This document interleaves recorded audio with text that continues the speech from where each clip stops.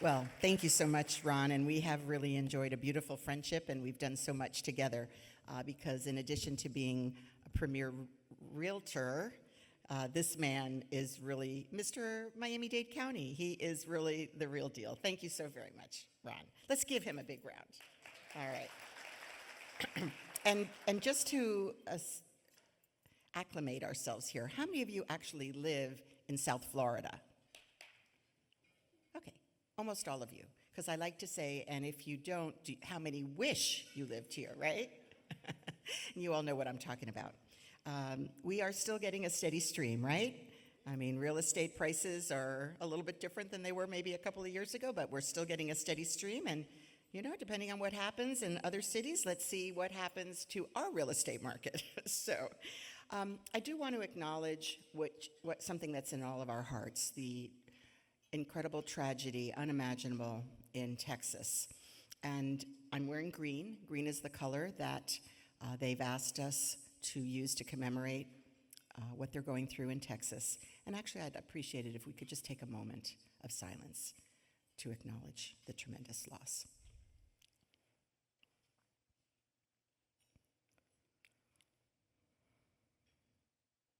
Thank you.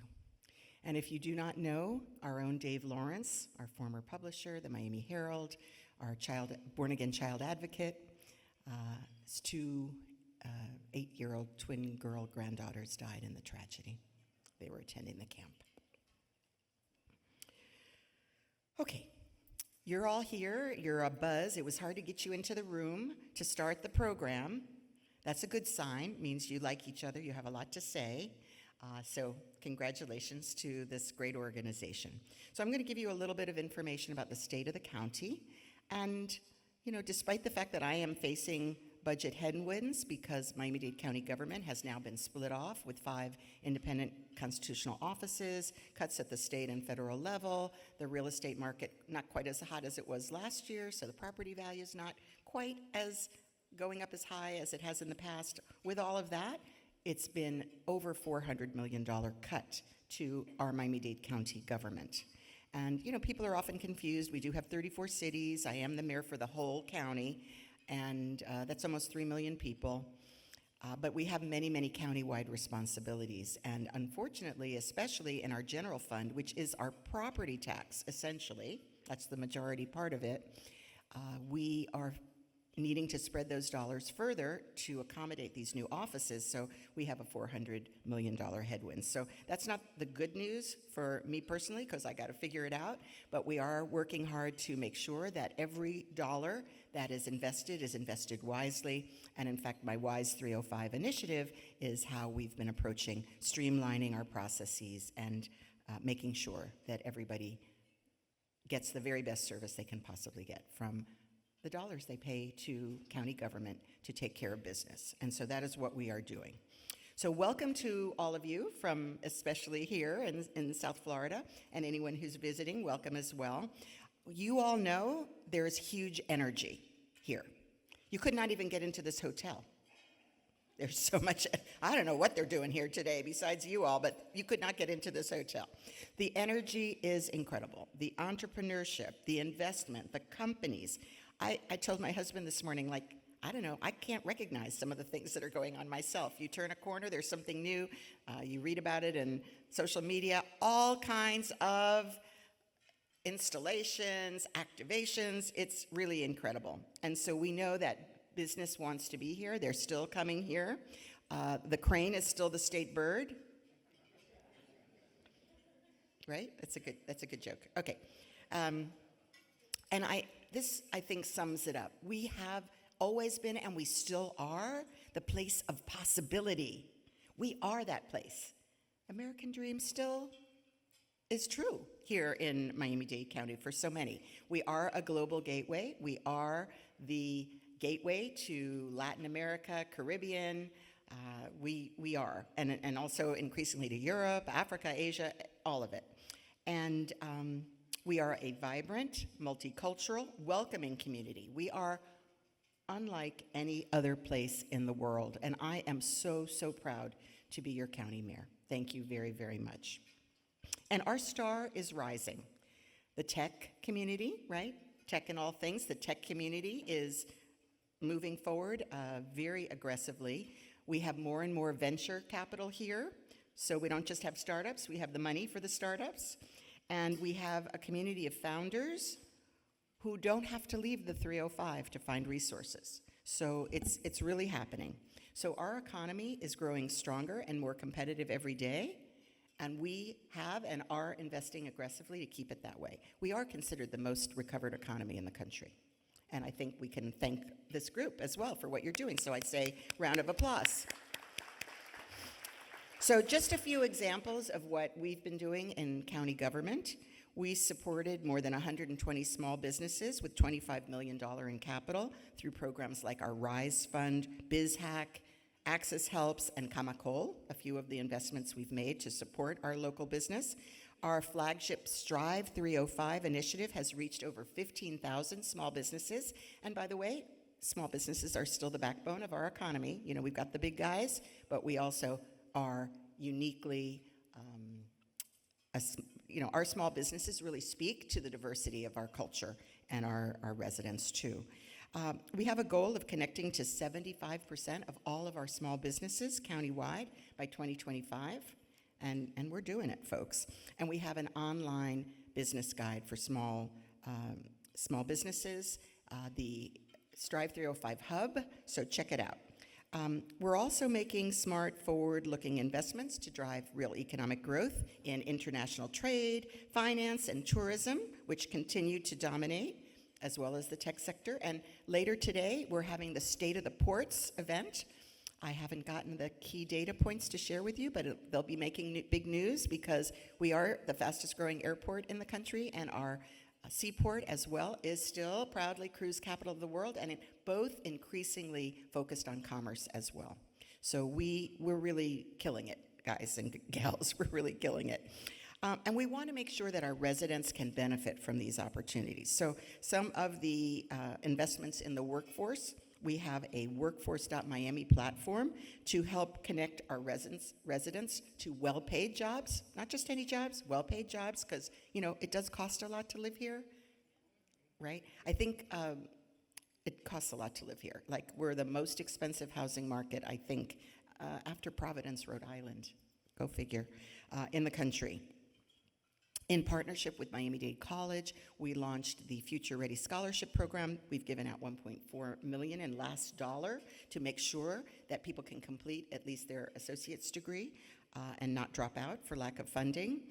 And we have been incentivizing film and TV productions and also our agricultural industry, which is still a key part of our economy, and we should not take it for granted. It is a very critical part of our economy, and we need to protect it. It's generating $1.13 billion in sales annually. So most impressive, perhaps, in my tenure as mayor, we were recognized as the only tech hub in the country by the U.S. Department of Commerce to focus on climate tech, right? I mean, we've got it. We've got challenges with climate. We now call it the Risk and Resilience Tech Hub, because it is about risk and we need to reduce our risk, and we are doing that through $23 million investment from the federal government to grow our climate technology sector, create quality jobs, scale solutions in close partnership with multiple universities and private businesses and workforce development programs. It's actually statewide. And it's the kind of innovation that we have been championing at every level of government. How many of you have heard of the Miami-Dade Innovation Authority, MDIA? Anybody? Okay, I saw a hand. Thank you. So MDIA is a nonprofit that was created with support from the county, the Knight Foundation, and Ken Griffin to scale innovation for government challenges, for public challenges. We've already addressed how to put more cargo at the port, how to navigate the airport, we're in the process of solving traffic problems, right? We have some traffic. How to deal with the seaweed on the beaches, quite a few other things. And it's very exciting. It's modeled on the Israel Innovation Authority, which we learned about when we went on my first trade mission a few years back. So we are committed to moving government at the speed of business and doing it together with the private sector. Because when we say we're open for business, we mean it. I will tell you, fresh off the press, we announced last week a new department for our environmental regulation, which is a bit of a sore point. People often feel that it takes a long time to get those environmental permits, and we want our DERM to be responsive and agile, streamlined, and that is what you are going to see with this new configuration. So that is good for business as well. Not that we're not protecting our environment, of course, we are, but we need to be responsive and agile. So last year, we have to get around. I did mention traffic, kind of a sore point, but it is the summer, so it's a little lighter. But we have to get around. Getting around is not just for anxiety and your valuable time. It's also to get people to where they need to go for work or school and pleasure. So we have made mobility the cornerstone of our growth strategy. And I want you to know, you might be surprised to know, right, we can't solve traffic with more cars or more roads in this county. We need to have world-class transit. And we are on our way with a lot of improvements. We delivered 4.5 million more rides across our transit system this past year, including a double-digit jump in Metro Rail ridership. Any of you ride Metro Rail? Okay, don't be shy. Okay. That's the strongest single-year growth in over a decade. And in fact, we're the only major city in the country to have recovered our transit ridership post-pandemic. And not only recovered it, but to grow it. We were the 15th largest transit system. We're now the 10th in the country. That's big news, folks. Thank you. And in September, we're going to be, drum roll please, unrolling the latest innovation, which is the South Dade Transitway. It's a bus rapid transit system, as fast as a train, as comfortable as a train, air-conditioned, level boarding, prepaid fares. If you've seen it, if you go down US 1, you'll see these beautiful new state-of-the-art stations. This is the longest zero-emissions bus rapid transit system in the whole world. We're very, very proud of it. It's connecting Homestead to Dadeland, and it is opening many, many new possibilities for workers, businesses, and real estate. Yay. Okay. And you can see it along US 1, right? We have the rapid transit zone. It has transformed development, transit-oriented development. It is very, very significant. So these are the kinds of investments that create long-term value for our economy, our workforce, and the companies that choose to plant roots here. So if you're looking for a place to grow your business, where your workforce will be supported and you will be supported, your choice is clear, Miami-Dade County.